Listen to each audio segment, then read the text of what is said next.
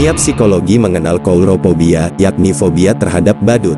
Di dunia modern, fobia ini jadi dikenal luas karena novel Stephen King, It, yang menampilkan badut pembunuh bernama Pennywise atau karakter Joker dari semesta DC. Tetapi dibanding dua karakter fiktif itu, ada badut yang menyebar teror di dunia nyata. Dia adalah John Wayne Gacy, seorang pemerkosa, penyiksa, dan pembunuh. Di mana kebanyakan korbannya adalah pria berusia muda. Kejahatan sadisnya membuat ia dijuluki The Killer Clown. Seperti Joker di semesta DC yang terbentuk bukan tanpa alasan, Gacy pun demikian. Asal-usulnya bisa ditelusuri dari pengalaman pahitnya semasa kecil.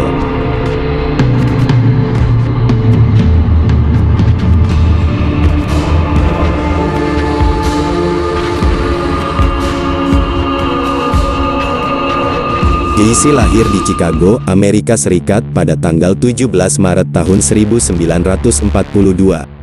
Ayahnya, John Stanley Gacy, adalah veteran Perang Dunia I yang bekerja sebagai mekanik mobil dan juga pecandu alkohol. Ia mendidik Gacy dengan keras. Gacy pernah dipukuli memakai sabuk celana karena mengacau penataan onderdil di bengkel. Dalam kesempatan lain ia dicambuk dengan sabuk penajam pisau cukur usai dituduh melecehkan anak perempuan tetangga. Ayahnya sering mengamuk tanpa alasan yang jelas. Gacy pernah dihajar dengan menggunakan sapu sampai pingsan. Siksaan secara mental juga datang melalui ujaran negatif.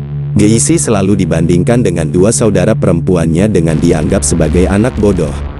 Lingkungan rumah dan sekolah Gacy dipenuhi para pelaku bully. Gacy juga pernah jadi korban pelecehan seksual oleh seorang anggota keluarga temannya. Pengalaman ini ia rahasiakan dari orang tua karena takut dimarahi ayahnya. Gacy menjalani masa remajanya dengan susah payah. Pada pertengahan 1960-an hidupnya mulai stabil. Ia tinggal di Waterloo sambil menangani beberapa restoran cepat saji. Ia menikah di usia muda dan punya anak.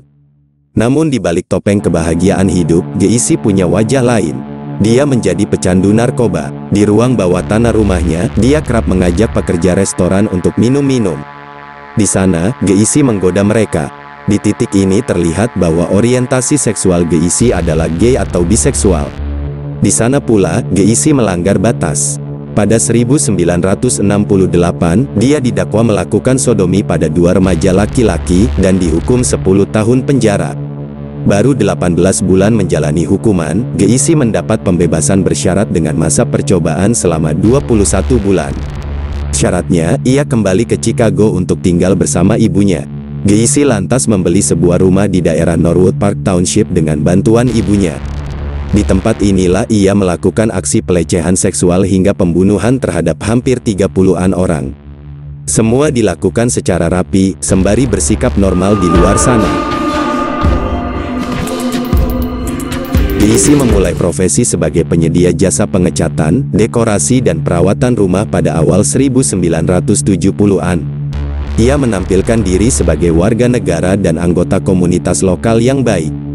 Ia aktif dalam kegiatan-kegiatan yang sifatnya publik, termasuk menyelenggarakan pesta jelang musim panas tahunan pada 1974. Gacy bergabung dengan Jolly Joker, klub badut lokal yang anggotanya tampil rutin dalam acara-acara penggalangan dana atau parade menghibur pasien anak-anak di rumah sakit. Gacy merancang kostum dan merias mukanya sendiri. Tapi, jika badut-badut lain yang mengaplikasikan cat merah dalam bentuk bundar di sekeliling bibir, Gacy membuat kedua sudutnya meruncing ke atas. Hasilnya, raut muka Gacy seperti selalu tertawa. Persis seperti Joker, Pogo the Clown adalah nama karakter badut Gacy. Ia terlihat lucu dan menghibur, setidaknya dalam kacamata badut klasik. Tetapi, di balik karakter badut yang selalu tersenyum itu, Gacy melakukan aksi sadisnya. Korban pertamanya adalah Timothy Jack McCoy yang pada awal Januari tahun 1972 sedang dalam perjalanan memakai bus dari Michigan ke Omaha. Saat sedang berhenti terminal ia diajak Gacy keliling Chicago. McCoy tidak menolak. Ia pun tak curiga saat diminta menginap di rumah Gacy karena malam semakin larut. Keesokan harinya, Gacy bangun dengan kaget karena McCoy berdiri di depan pintu kamar sembari memegang sebilah pisau dapur. Gacy kemudian menyergap McCoy, yang langsung mengangkat kedua tangan tanda menyerah. Pisau yang McCoy genggam mengarah ke bawah, dan tanpa sengaja mengiris lengan tangan Gacy. Keduanya bergumul di lantai, saling menendang, hingga akhirnya Gacy merebut pisau dan menusukkannya berkali-kali ke dada McCoy. McCoy tewas seketika. Kemudian Gacy pergi ke dapur, dan di sana sudah ada sekotak telur yang terbuka dan daging asap di atas meja. Sepertinya McCoy sudah memasak sarapan untuk 2 orang, bermaksud membangunkan Gacy tanpa sadar dirinya masih memegang pisau. Sedangkan Gacy yang baru bangun, menganggap McCoy akan menyerangnya.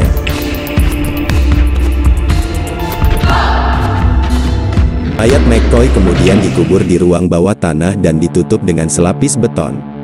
Gacy merasakan 2 sensasi yang sekaligus setelah membunuh McCoy. Pertama, benar-benar kehabisan tenaga. Kedua, orgasme yang luar biasa. Sejak saat itulah ia menyadari bahwa kematian menghasilkan sensasi paripurna. Tahun-tahun 1976 sampai tahun 1978 adalah periode Gacy melakukan mayoritas aksi pembunuhannya. Ia mengistilahkannya dengan cruising. Targetnya adalah remaja laki-laki berusia 14 sampai 18 tahun. Ada korban yang berprofesi sebagai pekerja di restoran cepat saji yang ia kelola, ada pula pemuda asing yang polos dan terjebak sikap ramah Gacy. Modus operandi lain adalah dengan menculik paksa korban menggunakan obat bius. Pada 1975 ia memulai satu teknik penjebakan baru, mengajak pekerja restoran ke rumahnya untuk minum-minum. Saat korban sudah mabuk, Gacy akan memborgol korban dengan alasan akan menunjukkan aksi sulap. Semua korban pada akhirnya tewas dan dikubur di ruang bawah tanahnya. Tapi korban tidak semua dikubur di ruangan bawah tanah. Dari investigasi kepolisian Illinois, ada beberapa korban yang dibuang di sungai Des Plaines.